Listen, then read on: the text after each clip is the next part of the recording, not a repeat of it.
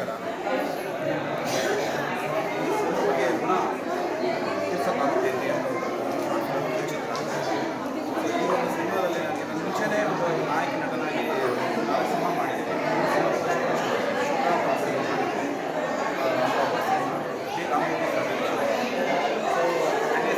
ಪ್ರೇಮ ಯುದ್ಧ ಅಂತ ಅದು ಪೋಸ್ಟ್ ಪ್ರೊಡಕ್ಷನ್ ಇದ್ದಾರೆ. ಮೂರನೇ ಸಿನಿಮಾ ಪೋಸ್ಟ್ ಪ್ರೊಡಕ್ಷನ್ ನಂಬರ್ 1 ಅಂತ ಅದು ಪೋಸ್ಟ್ ಪ್ರೊಡಕ್ಷನ್ ನಡೀತಾರೆ. ಹಾಗೆ ಬಾಳನೆಲ್ಲ ನನ್ನ ಅದೇ ರಿಲೀಸ್ ಆಗಿದ್ದು ಅದೇ ಮೊದಲನೇ ಸಿನಿಮಾ ಇಂಟರ್ ಕರ್ನಾಟಕ ರಿಲೀಸ್ ಆಯಿತು. ಒಳ್ಳೆ ರೆಸ್ಪಾನ್ಸ್ ಇತ್ತು ನನಗೆ. ಸೊ ಸಿನಿಮಾ ಹೆಸರು ಬಾಳನಲ್ಲೇ ಮದುವೆಗೆ. ಸೊ ಅದಾದಮೇಲೆ ಒಂದೆರಡು ಕಿರುಚಿತ್ರ ಮಾಡಿದ್ದೀವಿ. ಇನ್ನು ಅದು ಅವಾರ್ಡ್ಗೆ ಅದಾದಮೇಲೆ ಮೂರನೇ ಸಿನಿಮಾ ಚಿತ್ರ ಮತ್ತು ಇನ್ನೊಂದು 4ನೇದು ಕಿರುಚಿತ್ರ ಮಾಡ್ತೀವಿ. ತೆಲುಗು ಮಾಡ್ತೀವಿ. ರಿಲೀಸ್ ಆಗಿರೋದು ನಾನು ರಿಲೀಸ್ ಮಾಡಬೇಕು ಅಂತ ರೆಡಿಯಾಗಿದೆ. ನನ್ನ ಊರು ಬೆಂಗಳೂರು. ಪ್ರಾಪರ್ ಬೆಂಗಳೂರಲ್ಲಿ ಮಲೇಶ್ವರ ಈ ಪ್ರವಾಸ ಮಾಡಬೇಕಂದ್ರೆ ನಿರ್ದೇಶಕರು ನಿರ್ಮಾಪಕರು ಸ್ಟೋರಿ ನನ್ನ ಹಳೆ ಪರಿಚಯ ಇರ್ತದೆ. ಸೊ ಹಾಗೆ ಸಿನಿಮಾ ಮಾಡಬೇಕಂತ ಪ್ಲ್ಯಾನ್ ಮಾಡಿ ಹಾಗೆ ಒಂದು ಎಲ್ಲ ಜೊತೆ ಒಂದು ಚಿತ್ರ ಮಾಡೋಣ ನಾವೆಲ್ಲ ಸೇರಿ ಅಂತ ಸರಿ ಸರ್ ಖಂಡಿತ ಮಾಡೋಣ ಸರಿ. ಹಾಗೆ ನಿರ್ದೇಶಕರಿಗೆ ನಿಮಗೆ ಎಕ್ಸ್ಪ್ಲೇನ್ ಮಾಡ್ತೀನಿ. ಶೂಟಿಂಗ್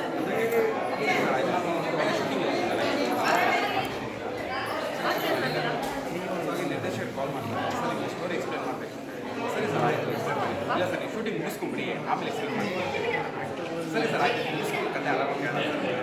ತಾಯಿ ನೋಡೋ ಕೇಸಕ್ಕಾಗುತ್ತೆ ಕತೆ ಕೇಳಬೇಕಂತ ಎಲ್ಲರೂ ಕ್ಯೂರಿಯಾಸಿಟಿ ನೀವು ಕೇಳಲೇಬೇಕು. ತಾಯಿ ನೋಡೋ ಕೇಸಕ್ಕಾಗುತ್ತೆ ತುಂಬ ಕ್ಯೂರಿಯಾಸಿಟಿ. ಸೊ ಹಾಗೆ ಶೂಟಿಂಗ್ ಸ್ಟೋರಿ ಎಕ್ಸ್ಪ್ಲೇನ್ ಮಾಡ್ತಾರೆ.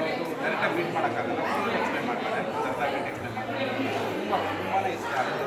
ಯಾಕಂದರೆ ಇದೇ ನಮ್ಮ ಒಂದು ತಾಯಿ ನನಗೆ ಗೊತ್ತಿದ್ದಂತ ಇಲ್ಲಿ ನಿಂತ್ಕೊಂಡು ಮಾತಾಡ್ತಿದ್ದೇನೆ ನನ್ನ ತಾಯಿ ನನ್ನ ಕಾರಣ. ಸೊ ಹಾಗೆ ತಾಯಿ ಋಣ ಯಾರು ತೀರ್ಸೋಕ್ಕಾಗಲ್ಲ.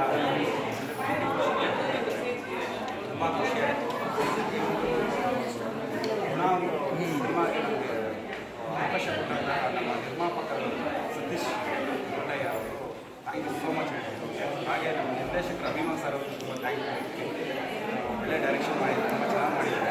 ಒಳ್ಳೆಯದಾಗಿ ಹಾಗೆ ನಮ್ಮ ಸತೀಶ್ ಅವರು ತುಂಬ ಹಲವಾರು ಸಿನಿಮಾಗಳನ್ನ ಅಂತ ಕೇಳ್ಕೊತೀನಿ. ಹಾಗೆ ಹೊಸ ಕಲಾವಿದರನ್ನ ಬೆಳೆಸಬೇಕು ಅಂತ ಕೇಳ್ಕೊತೀನಿ. ಕರ್ನಾಟಕ ಜನತೆಗೆ ತುಂಬ ಧನ್ಯವಾದಗಳು. ಹೊಸ ಕಲಾವಿದರು ಬರಲಿ, ನಮ್ಮ ಕನ್ನಡ ಸಿನಿಮಾನ ಥಿಯೇಟ್ರಿಗೆ ಹೋಗಿ ನೋಡಿ ಅಂತ ಕೇಳ್ಕೊತೀನಿ. ನಮಸ್ಕಾರ.